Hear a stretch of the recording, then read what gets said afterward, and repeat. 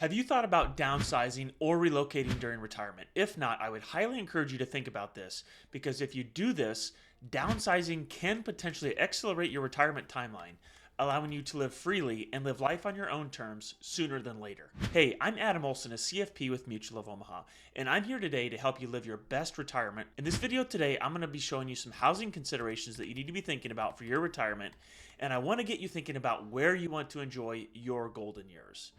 So let's start by talking a little bit more about your housing choices at retirement time. So some people want a smaller house because maybe it's less to take care of. You have lower costs, lower taxes, less insurance. And maybe it allows you the freedom and flexibility to travel and live life on your own terms, something that you've wanted your entire life. So we would call this downsizing.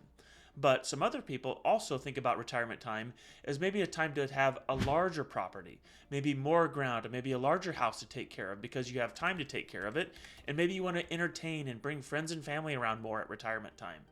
So you need to have these costs into mind when you're trying to plan for your future retirement. Housing can still be a major cost in retirement even if you downsize because of taxes and insurance. So let's dig into this downsizing first a little bit more. So downsizing involves a couple different things. Obviously, moving is the first thing that's going to happen, but maybe you're also relocating, maybe to a different state or a different county that has lower taxes, lower property taxes, and or lower living cost.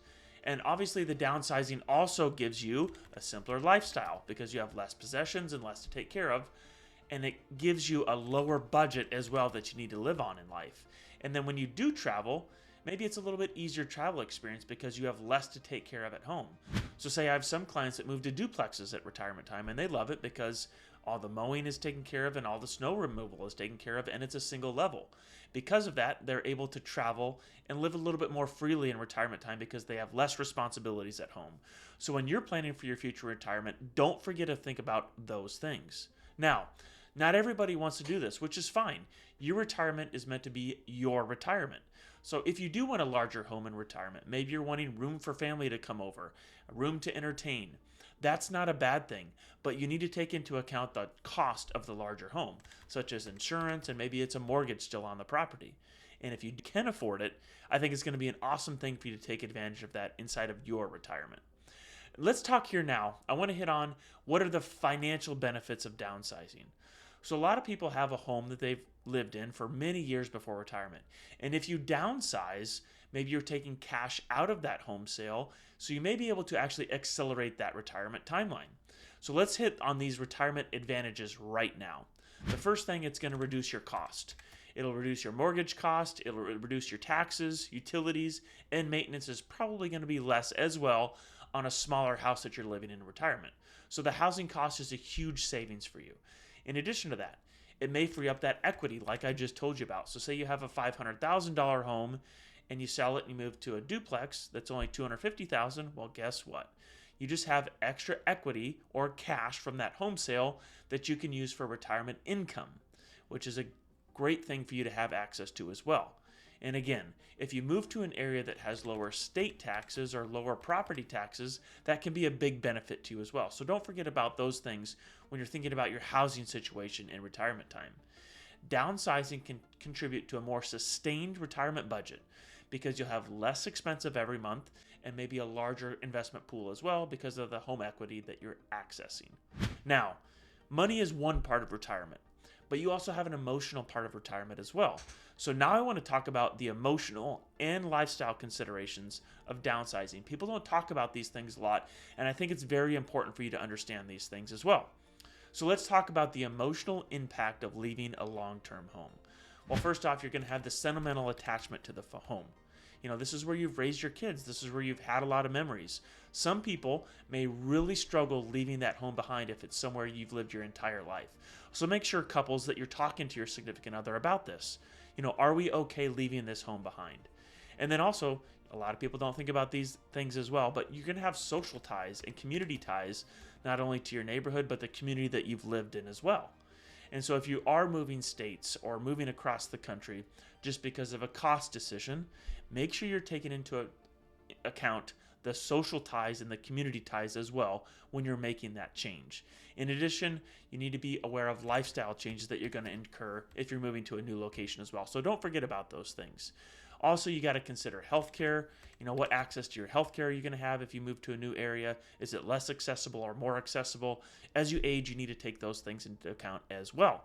In addition to that, I would also encourage you to think about your proximity to family and friends. If you move across the country and all your family is in one area, it may be not a great decision for you if you like to be around your friends and family a lot. Now, you need to balance out these emotional decisions and practical decisions when you're making this retirement housing cost situation. So don't make it only about the money when you're thinking about your housing and retirement. Think about your emotional considerations and your lifestyle considerations as well. So what are some alternatives maybe? So maybe you don't want to downsize, but what are some alternatives that you can do? Well, there's some home decisions you can make to maybe remodel your home to make it more accommodating to you as you age. Aging in place is what we would call that. Maybe you're renting out part of your home. Maybe you're Airbnb-ing out part of your home. You can use that as a cash flow in retirement as well. And maybe you're selling your primary residence and maybe you're just renting a smaller home. I've had quite a few people do this as well in retirement. They've had this big home that they lived in all their lives. They have a ton of equity in it, or it's a paid off home. And they're in their 70s and they say, hey, I really don't want to have the burden of home ownership anymore. Well, I've had quite a few clients sell off their property completely and then they just rent a duplex because it's a way easier for them. They have the money to be able to cash flow the rental payments and they have less to worry about from a home ownership standpoint. So that is an option for you to consider as well. And then always don't sleep on a reverse mortgage. I talk about it in my book, The Red Zone Retirement Plan, but I think a reverse mortgage is an excellent way for you to access home equity without even moving out of the property. And that reverse mortgage can give you monthly income. You can use it for remodeling expenses, or you can use it for a cash out to pay off debt, or to use it for just simply retirement income as well. So don't sleep on reverse mortgages. I think it's an excellent thing for some retirees to consider. And reverse mortgages are meant to be used early in your retirement, not late in your retirement. So if you want to find out more about that, I'd encourage you to drop me a message. I'd love to talk to you about how a reverse mortgage can help you in your retirement. Now, how does this process of downsizing works? Well, there's some practical steps that you can take, and I'm going to give you some of them right now. The first thing is obviously evaluate your housing needs. What do you need from your housing? Do you want it small and easy to take care of, or do you want it large for entertainment? You need to evaluate that first. And then you need to decide, hey, are we staying where we are? Or are we going to relocate? Because of taxes or cost of living, you need to have that consideration as well. And then obviously there's selling your current home, navigating the buying and selling processing. Of course, moving is a big adjustment as well. So let's talk about the tax implications before we move on. You cannot forget to understand that some things are going to have tax implications. So if you bought a house for $100,000 and you sell it for $1 million, you are going to have some taxes due. So the way this works, guys, if you lived in the home 2 of the last 5 years, you're going to have some exclusions on the gains of that residence. So if you're married filing jointly, you can exclude $500,000 worth of gains in your personal residence if you lived in there 2 of the last 5 years. A single person, you only get to exclude $250,000 worth of gains. So if you have a huge gain on your property, you may have some taxes due. And if you have taxes due, guess what? That's going to affect taxes on your Medicare, Social Security, and of course your income taxes. So if you have a big gain, take that into consideration when you're planning a housing transition in retirement. Now, how do we incorporating this downsizing into your overall financial plan? Well, if you're thinking about this before you retire, which you should be, we're going to have some proceeds from the sale. And you need to figure out, if I am downsizing, how are those proceeds going to help my retirement lifestyle? Am I able to retire earlier? Or maybe am I going to retire at the same time and maybe just increase my lifestyle a little bit? So maybe we're going to have more vacations. Maybe we're going to be able to do more things with the family. Maybe we're going to be able to give more to charity because of this housing downside. Just think about that early. Think about that often inside of your retirement plan. And of course, we would want to adjust your retirement budget to reflect the new living expenses. So if we have less expenses or more expenses, we need to adjust your retirement budget accordingly. So I want to talk to you guys before I end the video here. I want to walk you through a couple stories that my clients have had that I think will really help you guys out here. So I have a client about 3 years ago. We were having a lot of conversations about spending for them. So they were spending really more than they could afford in retirement time. Their taxes were extremely high on their property. Their house was paid off, which was awesome, but they used a lot of their cash on hand to pay off the house. So they had a lot of expenses that were built up from taxes and their lifestyle. And they were at the point where really they were spending way more than the budget allowed. And what they decided to do is they decided to liquidate their property. So they sold their house completely. And what they did is that their kids had an in-law suite essentially that they were able to move into. So the parents sold their house and they moved in with the kids. Now they have a separate property from the kids. It's just attached to their house and it's their own entrance, own exit. But what's really happened with them over the last year and a half since they've done this? They've had a great cash flow. So we were actually able to increase their cash flow to them on a monthly basis because they sold a $700,000 plus house. So they were able to have more cash flow. What they were also able to do is spend a lot more time with their grandkids and their kids alike. And their kids loved it as well because the grandparents were able to help transport the kids to and from activities, and they were able to do a lot more things together as a family. And they were also able to help out the kids a little bit financially too by renting that in-law suite off the property. And so that is a great situation of somebody that did sell off a home that was paid off. They were able to increase their cash flow because they had a huge sale of the property, and they were able to actually essentially cohabitate, let's call it, with their family, helping them out with transporting kids back and forth and also paying them a little bit of rent to help them out with their cost of living as well. So that was a huge win for them as well. Now, another client that I have, they were self-employed their entire lives. And once they got to retirement time, they were able to sell off some of the business assets and they were able to build their larger dream home. So you see this quite a bit, that people build these larger homes at retirement time, either from the sale of a property, maybe a buyout from a business, those type of things. Well, they've actually loved this in retirement because over the last several years, they've been able to host holidays and get-togethers and parties at their house that they weren't able to before because of the simple size of their home. So if they do have an eventual sale of business in retirement time and you build this dream property that you've always wanted to, there's nothing wrong with that whatsoever if you're going to use it to entertain and enjoy your retirement lifestyle. Just make sure that you can afford it and plan for the cost accordingly. The other situation that I do want to talk on that is quite common that I think a lot of people don't think about is selling their home at retirement time and just doing a rental. Now, most of the time we see this people in their mid to late retirement years. So they've had their go-go retirement years, which is the first 10 to 15 years. And then they're kind of starting to slow down a little bit. So maybe they're not able to keep up their property like they used to, and maybe they're just wanting a simpler lifestyle.